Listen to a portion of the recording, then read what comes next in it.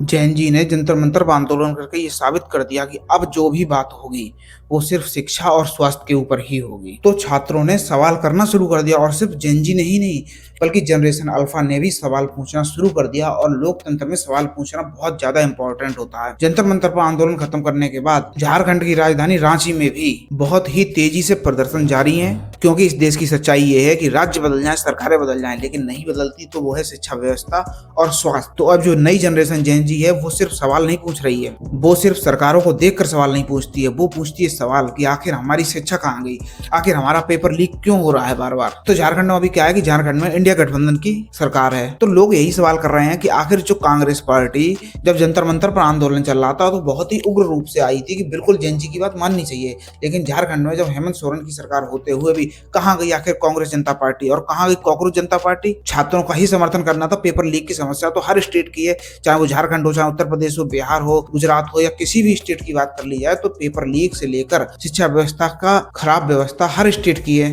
और ये जो आंदोलन है, ये जो सवाल है, ये अब हर स्टेट में उठेंगे।